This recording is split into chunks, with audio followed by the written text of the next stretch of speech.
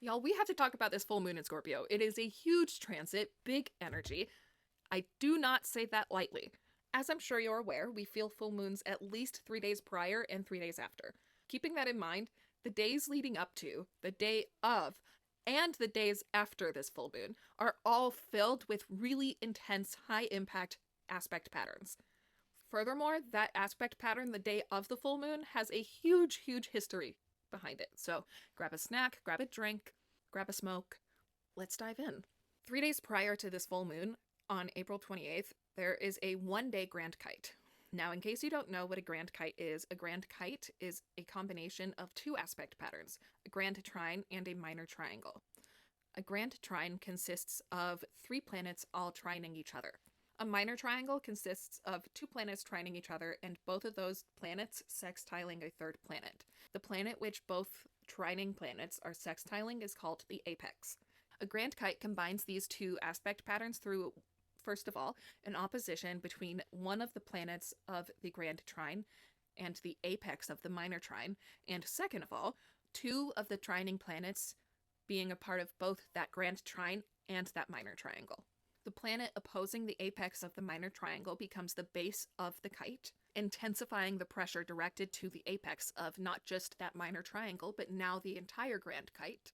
And the other two planets trining each other, again a part of both that grand trine and that minor triangle, become the wings of the kite, offering opportunities to manage the tension of the opposition between the kite's base and apex. Grand kites are considered to be builders of great success through major pressure given an ample release valve. The base of this 1 day grand kite is the moon in Libra, which is opposing the apex being the Saturn-Neptune conjunction in Aries. The moon in Libra is craving harmonious balance. Meanwhile, the Saturn-Neptune conjunction is unbalancing everything, quite literally. The Saturn-Neptune conjunction itself is a deeply historical transit happening every about 35 years and brings about the ending of old empires and the starting of new ones. The wings of this grand kite are Pluto in Aquarius on one side, and Venus as well as Uranus in Gemini on the other side. This grand kite is quite literally slapping us with the reality that our desire for balance is at complete odds with the collapsing of our source. Thus, the opportunities given to solve this battle between our desire for balance and the crumbling of old systems are driven by the transformation of Pluto in Aquarius and the innovation of Uranus in Gemini amplified by Venus. The next day, the grand kite dissipates, but that minor triangle stays intact. That minor triangle, in fact, will continue to stay intact until about mid-2032. This minor triangle is era-defining and will completely push and drive us towards the inevitable changes that come from the unsustainability of our current ways of life and what we need to rebuild because of it. If you'd like to learn more about that minor triangle, you can go ahead and check out my Uranus in Gemini video. Keeping this in mind, the intensity of the grand kite of the day prior doesn't reduce itself. In fact, it's amplified even more by the first of two T-squares of this full moon in Scorpio cycle.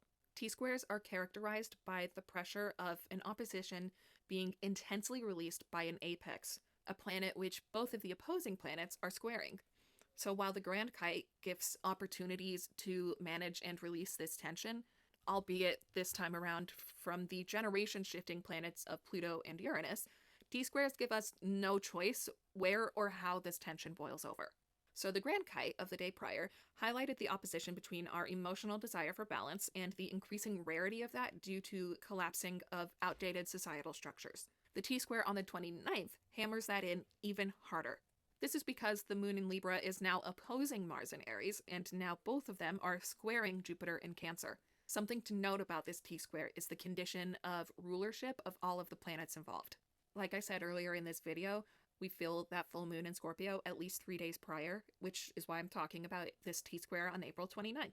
So while on the 29th, the moon is in Libra, we are still feeling that full moon in Scorpio energy. One of the co-rulers of Scorpio is, of course, Mars.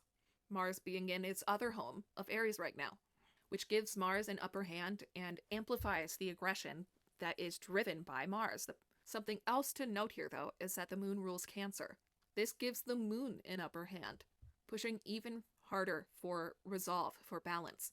So, All this to say, the T-square on the 29th is hammering in that imbalance that we felt with that grand kite even harder because it's going to emphasize the harms of individualistic capitalism, which runs our minds, our bodies, our routines, our home life, our social structures, every part of our lives. The next day, on April 30th, the moon opposes Mercury and Chiron in Aries, which only widens the gap even more between our desire for balance and the collapsing systems of old, because the battle is now taking place in our minds, in our somatic bodies, as individualistic survival wounds get triggered. This leads us to the full moon in Scorpio on May 1st. Full moons are the end of lunar cycles, so full moons are all about illumination, endings which lead to beginnings. Scorpio is characterized by intense depth, passion, intuition, and transformation. This goes against the moon's desire for somatic comfort.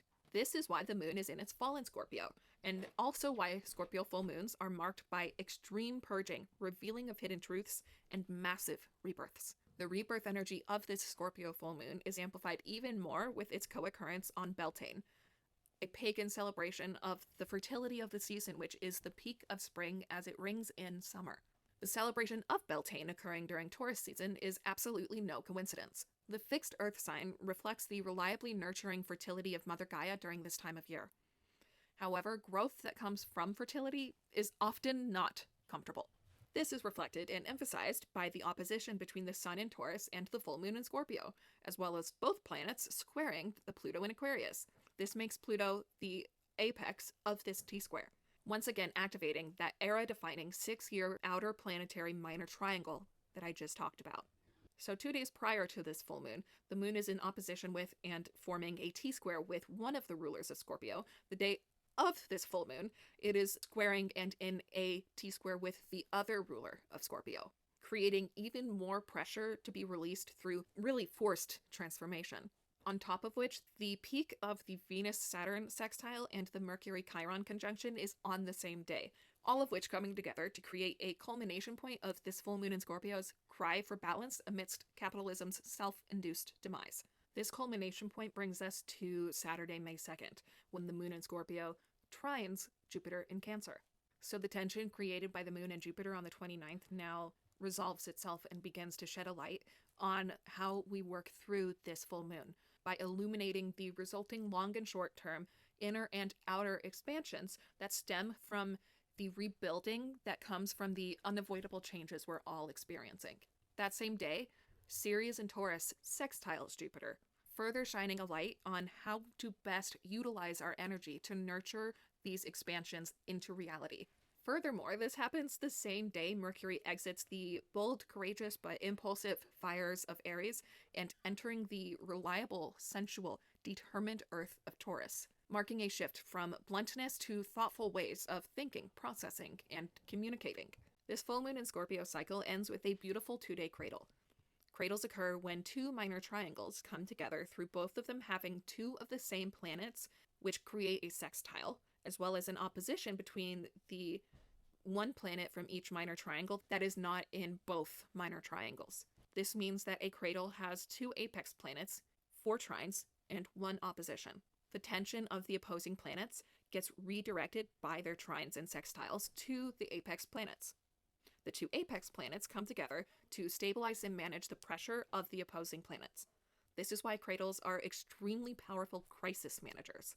On May 3rd, the moon moves into the Jupiterian-ruled sign of Sagittarius, the day after the moon has that beneficial aspect, that trine, with Jupiter itself.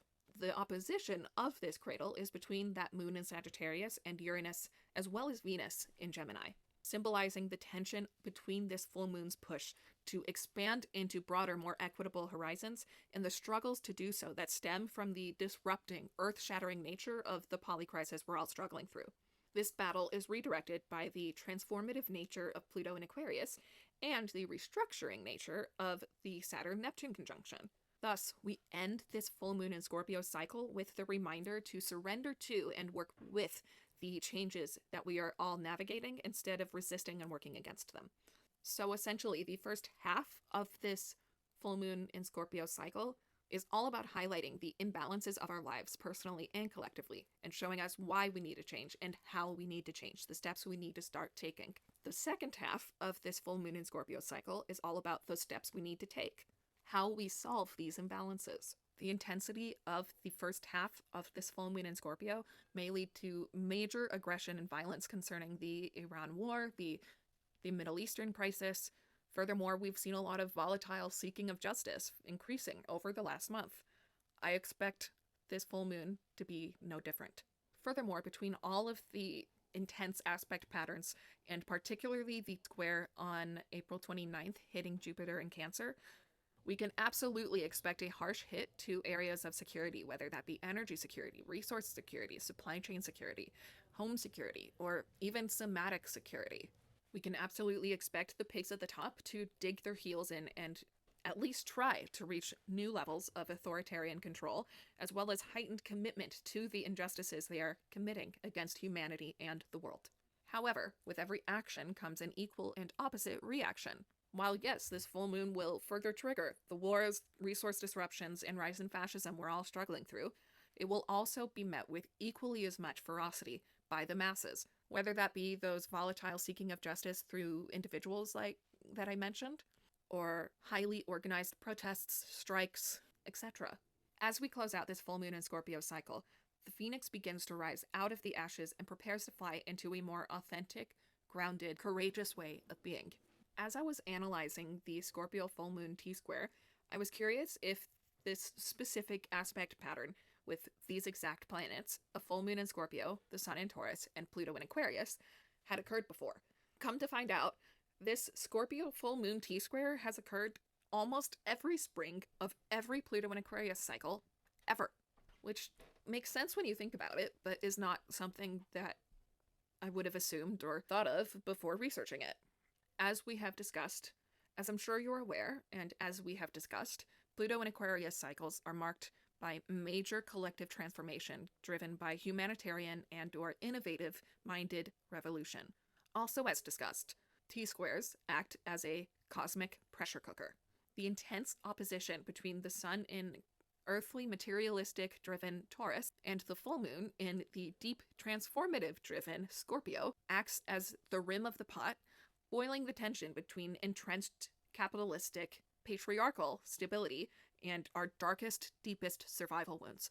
It demands that this intense friction be released quite violently, quite forcefully, and completely through the apex planet, in this case Pluto in Aquarius, the result being a forced, no going back shattering of the old world to make way for a radically restructured collective reality. Now, I didn't research every one of these T-squares because there's a lot. However, I did take a look at the major ones of the last 3 Pluto and Aquarius cycles. The last Pluto and Aquarius cycle was in the late 18th century, which is the era of the American and French revolutions. The convening of the French Estates General in May of 1789 was the physical embodiment of this full moon T-square. The bloated, hoarding establishment was clashing with the starving, desperate masses. The only release valve was that Pluto in Aquarius apex, which funneled that raw tension into the complete structural dismantling of the monarchy. By May of 1794, during the Great Terror, we saw the unabashed rage of this transformation through the physical severing of the heads of the old guards through guillotines. We also saw brilliant constructive potential of Aquarian energy during that same cycle. In May of 1787, James Madison arrived in Philadelphia to draft the Virginia Plan. This wasn't just political tinkering. It was a deeply intellectual blueprint built entirely out of post-war economic desperation and raw chaotic somatic survival instincts. It was the necessary systematic restructuring that laid the groundwork for an entirely new republic, fundamentally uncoupling themselves with the kings of the past. If we go back one previous Pluto in Aquarius cycle, during the mid-16th century, we find the Tudor Reformation and how it gutted not just the most powerful establishments of that time, but one of the most powerful establishments to this day, the Catholic Church. In April of 1535, their interrogation of Thomas More perfectly embodied this full moon T-square. More represented the stubborn, immovable tradition of the Catholic Church, directly opposing Henry VIII's absolute obsession with power, succession, and having his way. The pressure had nowhere to go but through that Pluto in Aquarius apex, resulting in a radical state-mandated ideological reformation that permanently stripped the Catholic Church of its hoarded wealth and power across England. When the state attempted to force this new logic on everyday people, the somatic tension became too much. In mid-May 1549, everyday people felt the undeniable pressure of land enclosures and newly mandated religious texts, and the tension broke into the violent physical reality of the Prayer Book Rebellion. It was a visceral collective pushback against the elite's attempt to rewrite the rules at the expense of the commoners' spiritual and physical livelihoods. Stepping back even further to the Pluto and Aquarius cycle before that was the High Middle Ages, when we see that same T-square signature once again downing the Old World Order. The late 13th century was marked by the violent end to the Crusader era and the brutal consolidation of royal power. The devastating siege of Acre in April 1291 was a profound example of Pluto's regenerative destruction. The extreme bloody violence of the siege forced a definitive end to European holy wars, funneling the continent's energy directly towards an Aquarian shift, the internal systemic restructuring of European nations and trade networks. The era of the crusading knight was dead. The era of the modern nation-state was being born. During that same cycle, we saw how the law itself can be weaponized through Aquarian shadows. In the 1290s, King Edward I of England used cold, legalistic restructuring to solve the tension of the kingdom's massive debt and his desire for total unyielding power. This culminated into horrifically state-sponsored anti-Semitism with the Edict of Expulsion. It's a stark, sobering reminder that the drive for progress and logic can be ruthlessly systematic and devastating if the collective isn't actively awake and pushing for genuine equity. We are currently sitting in this exact same cosmic pressure cooker, which will return next year and every couple years after that through 2041. The history of this full moon in Scorpio T-square, as well as Pluto in Aquarius itself, proves that we aren't just facing temporary hurdles. We are in the middle of a mandatory structural collapse. The fixed energy of Taurus, Scorpio, and Aquarius gives us no choice but to push through the intense uncomfortableness through radical authenticity. Just as history shows, these transits shatter the status quo so deeply that the only way out is going forward. The old systems will continue to hit their structural limits. And if we, humanity, the world, wants to survive this, we must channel it into massive Aquarian energy to build a more sovereign, equitable reality that leaves the crumbling of unsustainable institutions and the pigs forcing them upon us in the dust. The revolution is already here. We need to start acting like it. The spiritual task of this full moon is to maintain your seat in the eye of the storm. The destabilization of life today is designed to shatter your focus and keep you in a state of high cortisol reactivity. Your job is to recognize that chaos is a prerequisite for reorganization. When the world feels like a demolition site, your inner world must become an architectural office.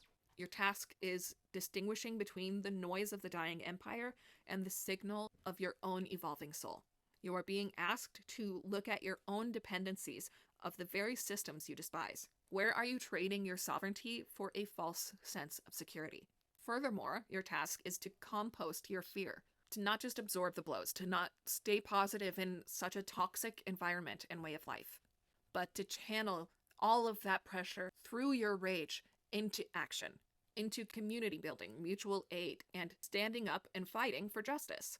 As we celebrate Beltane in the midst of all of this, remember that fertility requires decay. You are the link between the historical cycles of the past, which we're all still struggling through, and the liberated future we are all not just desiring, but have to move towards. Your task is to embody this bridge. Lean into Mercury's ingress into Taurus for the integration of all this. After a really intensely Martian month of Aries-driven fire and the full moon in Scorpio, the spiritual work becomes grounding your revelations and stepping into your role in this societal shift. Reflect on the truths that have been revealed to you over the last month. How can you change your daily routine to be less reliant on individualism, less reliant on capitalism? How can you protect your security, your livelihood for the long haul, as ways of security connected to individualism and capitalism are increasingly becoming unreliable? The only permanent thing in life is change. Surrender to these shifts, knowing that you and we are moving towards a more equitable, aligned way of being. The revolution is not televised because it starts within. It starts with you. It takes persistent determination in breaking out of, again, unsustainable, unreliable, horror-inflicting ways of life. And furthermore, with this full moon, work towards finding and stepping into your role in this collective shift. You don't have to do it all, but you are needed. Whatever knowledge, experience, skills, energy, vitality that you have to offer is needed. The phoenix is rising, but it needs a path, and you are a part of the creation, the finding of that path. This video was based on this blog post of mine. If you are interested in a somatic practice to help you ground through this intense full moon, as well as some shadow work prompts and mantras, you can check out that blog post.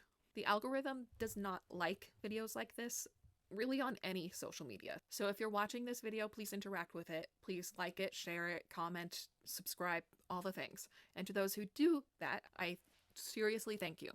As always, the only way out is through. Sending you so much love.